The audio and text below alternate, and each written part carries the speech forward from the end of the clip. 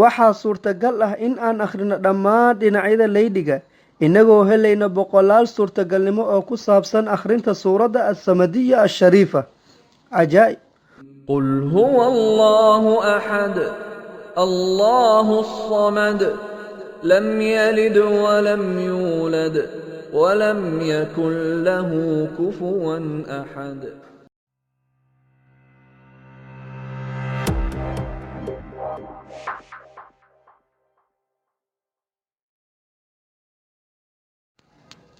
بسم الله الرحمن الرحيم. السلام عليكم ورحمة الله وبركاته.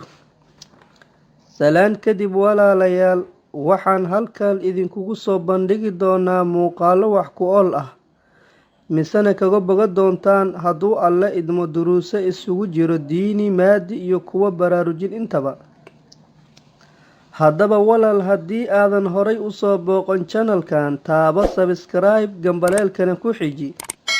intaa kadib muuqaalka aan halkan idinkugu soo bandhigi doono wuxuu ka mid noqon doonaa muuqaalada idinkugu saameynta badan insha allah, wuxuuna ka tirsanaan doonaa muuqaalada diiniga. waxaan ogsoonahay walaal, qur-aanka kariimka inta badan wuxuu inoo sheegayaa sifooyinka alle subxaanahu wa tacaala, sida alla weyne inuu yahay assamiic, albasiir, alcaliim, duljalaali waalikraam iyo wixii la mid ah, kuwaasoo macnahoodu yahay alle inuu yahay maqal badane, aragti badane, cilmi badane, weynaan iyo maamuus mid u saaxiib ah amaba u maalig ah. sidoo kale qur-aanka wuxuu ina barayaa magacyada wanaagsan, al asmaa alxusnaa ee alle subxaanahu wa tacaala u sugnaaday, isla markaana inoo tilmaamaya sifooyinka alle subxaanahu wa tacaala.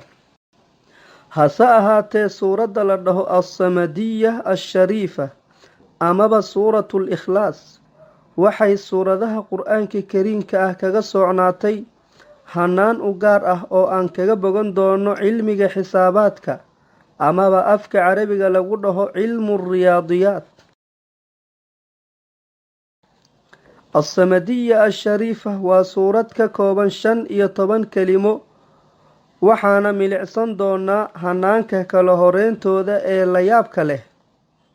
haddii aan soo qaadano jaantus leydi ah, afka carabiga lagu dhaho almustadiil, misena ka dhex sameyno tiro 4 dhinacyo geesahoodu isla siman yihiin. balaca leydiga waxaan dhigi doonaa 7 4 dhinacyo ama raqamyo, dhirirkiisuna waxaan dhigi doonaa 9.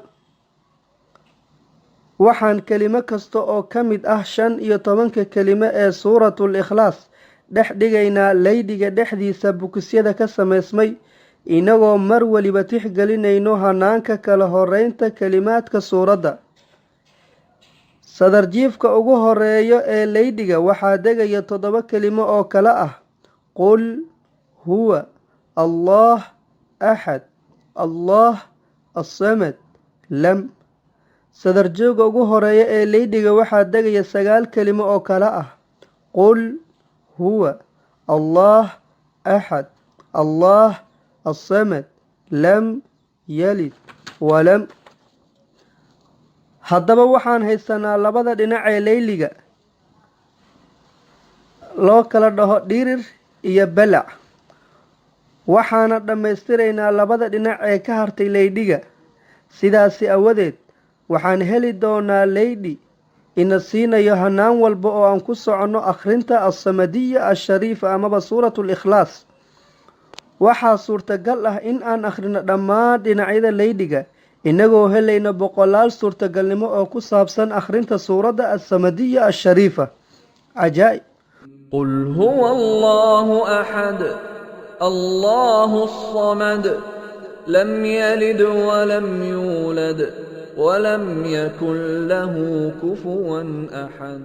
waa 15 kelimo misana ina siinayo leydi cajiib ah. dhanka xisaab ahaaneed markaan eegno leydiga dhexdiisa waxaa kaga bogan doonaa mid ka mid ah leymanka xisaabta oo la dhaho janjeere, waxaana inoo muujinayo kelimaadka suuradda ee sida cajiibka ah u nidaamsan. tusaale, kelimada huwa waxay tusinaysaa soo noqnoqodkeeda awadeed qaab leyn janjeer ah waxaana la mid ah dhammaan kelimaadka ay suuradda ka kooban tahay marka laga reebo labada kelimo ee kale ah qul axad. labadaani waxay tusayaan in uu alla weyne subxaanahu wa tacaala uu yahay mid keli ah, wax tacadud ahna marnaba aysan jireen. ugu dambeyn waxaan kusoo gunaanadaynaa assamadiya ashariifa amaba suuratul ikhlaas, inkastoo ay tahay mid ka mid ah suuradaha qur-aanka kuwooda ugu gaaban, haddana waa suuradda keliya ee u dhigmata qur-aanka kariimka 3 meelood ka meel, sida suubanaha sala allahu calayhi wasalam uu inoo sheegayo assamadiya ashariifa tucaadilu thulutha alqur'aan. wallahu subxaanahu wa tacaala aclam. waad ku mahadsan tahay daawashada muuqaalkeena. haddii aadan sabskrayb gareenin, sabskrayb dheh, gambaleelkana ku xiji si aad u hesho muuqaaladeena. mahadsanid.